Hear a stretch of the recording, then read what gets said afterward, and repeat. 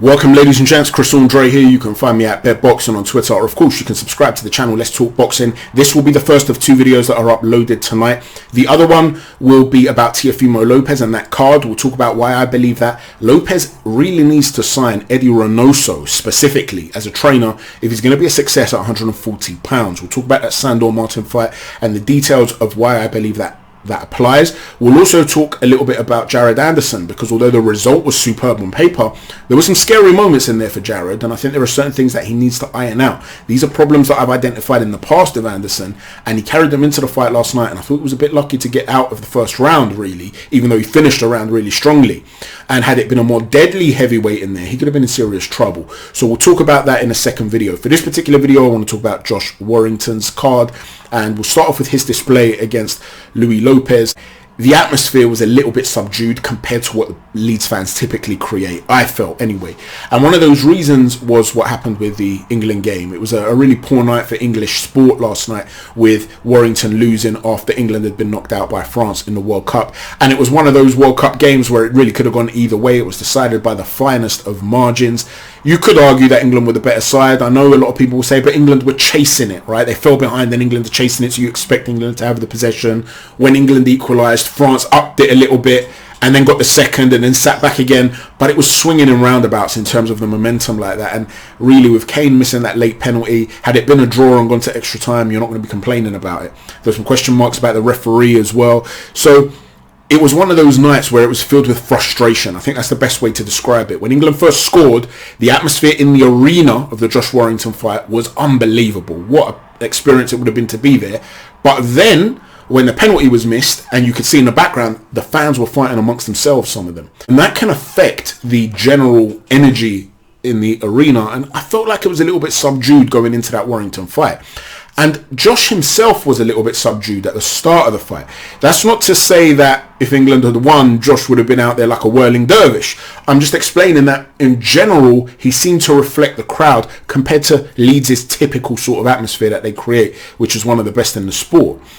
He came out, Josh, behind that high guard, and Lopez would work. He would essentially try and keep tucked up, then he would work. Lopez, Warrington. It's like they were taking turns to fight in bursts. The problem with this approach when you're in there against a very heavy-handed guy is that if you're not going to deflect and block everything or evade everything, you are essentially saying, you're going to land some shots on me, I'm going to land some shots on you, but you're the heavier-handed guy. Well, you're banking on you being more, I guess you could say, durable and more accurate in those exchanges in order to win the exchanges. Now, when it came to Lopez, he's a very good fighter, there's no doubt. He's dangerous, but his style of fighting does leave gaps in his game. One of the things he does is generate a lot of power, and he does that through the momentum of his upper body movement. He's not a guy that really generates power through his legs. He's not a guy who's got short power. It literally is the massive speed of rotation with how he delivers his shots. And they almost look like slaps at times, and he keeps his chin up in the air. So if he's going to throw a hook, his chin will be up in the air, and he's bringing his arm all the way around, and then he'll hit you with it. And then he'll turn around again, and he'll hit you with it, and his chin's up in the air. If he's going to throw an uppercut, he will dip his leg sometimes. But again, he's bringing that backhand quite low, almost towards his glutes. And then he'll launch from there. So he's very much about generating maximum leverage through the rotation of his upper body. Now, that's how Mauricio Lara works. Now, Lopez, I believe, has faster hands than Lara. He hits very hard. I'm not sure he's quite as naturally heavy-handed as Lara. He's easier to hit, I feel, than Lara, at least with his chin up in the air. I guess I should say he's easier to hit in a method that makes him more vulnerable, potentially, to being hurt than Lara. But there are certain similarities about how they go about their work. And so Josh would have had experience with this type of style. And one of the things that he does, because of the way he generates that power, when he can throw a nice double left hand. He'll throw a left hook to the body, left hook to the head, or left hook to the head, left hook to the body. But apart from doubling up on that particular shot, usually he'll throw one big shot, and then because of that momentum and swing, he then generates leverage for the other shot. So if he throws the left hand, usually the right hand will follow, and vice versa. And so what Josh was doing, tucking up, staying tight and then going to work, what I would have liked to have seen him do a little bit more is to either time that swinging momentum and bring the shot inside the arc of Lopez's, or catch the shot and then shoot off with the same hand that you're catching it with. So if you're catching it on this hand and the shot lands to your head, if that's your choice to catch, shoot immediately from there. Alternatively, get quite low, because you know that with his chin up in the air and you know that he's launching the shot, if you get low and cover up, by rising up with a shot immediately after that, you are going to rise and catch that chin up in the air. And there were moments where he had success with that, coming in low, dipping and rising and punching, and that came from the 4th round onwards. Really early in the fight, first 3 rounds, he wasn't really doing that. The other thing that he could have done, which he started to do later on in the fight, was really get on the inside of Lopez, get right up close and start to affect the leverage. Now, we know JoshWarrington is a very dirty fighter. He leads with his head. A lot of people will feel that he does it on purpose, an Evander Holyfield type of approach. He does do it on purpose, in my opinion. I could be wrong, but if he's not doing it on purpose, he at least knows that there's a risk of ramming his head into somebody else. Andre Ward used to do this as well. It is dirty fighting, but it can be effective. And he is that rough and tumble kind of guy. And by getting in close, he's quite good at breaking your construct, and he's physically strong at the weight category. So getting close, stay in the pocket and rough him up in that way, because apart from the uppercut, which Lopez, like I said, will sit low and then bring it through like that, he is capable, he's not really capable, of producing a lot of that power with short work. It's work that he needs to load up on. So if you can get close and push him back and affect his leverage, which he started to do in the latter half of the fight, you could have more success by offsetting him as well as working and landing your own work in that period. So I felt that early on in the fight, Warrington wasn't really getting his tactics spot on, to be honest with you.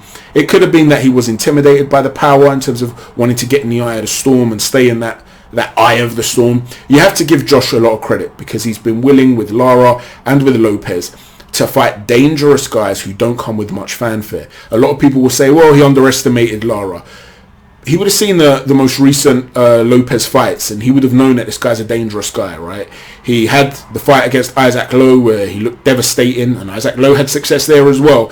But you saw that this guy's a heavy-handed guy that can break you down. And so Warrington, in my opinion, was very brave to take on this fight. But I just felt as though his tactics were a little bit off at points. It was a close fight. I felt probably the right man got the right result. And that's a great advert for British boxing, by the way, especially after what happened with Daniel Dubois last weekend. You know, when foreign fighters are going to consider coming to the UK, they will look at this sort of result and say, okay, I can go and get a decision against a very hostile crowd in a bear pit of an atmosphere, against a hometown fighter. So that's a good advert for British boxing, even if it was very disappointing, of course, for the British fight fans. Let's talk about potentially a rematch, or him saying he would like to go to the United States. I do think he could win a rematch. I think with some adjustments there, he could win a rematch. And if he's going to go to the US, or if he's going to go down that route of trying to unify and stuff, he would have to take the rematch. If not, and he's going down the route of getting big fights that will be big attractions in the UK, but without necessarily having the concept of unifying on his mind, then he doesn't have to go for that route, and he could potentially go down the route of Lee Wood, which would be a big fight in this country. Let me know what you think he should do and what you would prefer to see. Moving on from that, let's talk about the other fights on the card. Let's start off discussing Felix, Cash and Neves. To me, Cash looked less than sharp. He looked like a guy who'd been out the ring for a long time. He looked like he had stamina issues. He was struggling really from the first round with his breathing. I felt it looked like he was breathing very heavily. And one of the things about Cash that he showed against Denzel Bentley as well, he's most effective when he's getting hands on. He's a very physically strong middleweight, and he will manipulate your guard. He'll literally move your hands out of the way or hold you into place for another big shot to come in. He's very, very good at being hands-on, using head control, body control, control, or guard manipulation. He's very good at these sorts of things. Whereas last night, he wasn't really going for that. And he started off early on with having quite a high guard, and he was moving his feet quite well. So he's coming off the line well with his feet, but his head wasn't really coming off the line. And one of the things that I think is a potential concern for Felix Cash is that with AmmoWilliams having this power, and we know he's vulnerable himself, Ammo, but he's got a lot of power and he can throw a lot of power with straight punches. You don't want to be getting caught with jabs that are surprising you, followed by a quick right hands. That could cause you a wealth of problems. He's going to want to get inside and get hands on, and there were moments where he is literally getting his hands on Neves, and you could see the physical strength of Cash. You have to understand, Neves has operated at a higher weight category. He's fought guys that have been natural light heavyweights, and Cash still looked like the physically stronger man in there. But he didn't seem to have a great gas tank, and he wasn't reading the jabs particularly well. Later on, when he started to drop his guard a little bit more and he started to box with him a bit more, he did start to look better. He did start to look like a better, sharper boxer. And you can see that the talent's there, but as a performance, it was flat. It wasn't a great performance from FelixCash by his usual standards. Post-fight, you saw AmmoWilliams sort of having a smirk on his face, and he was talking and he said a few things in the build-up to the fight about how he was going to run up on FelixCash, which Cash took personally because he was sort of asking him, you know, who you've been talking to, like, who do you think you are? Go on and do something, basically. And they were getting in each other's faces, and then he pushed AmmoWilliams, and you could see the sort of intensity that Cash has about him, and he needs that. He needs to be that way against AmmoWilliams. He needs to try and get hands on and try and beat him up, turn it into a fight.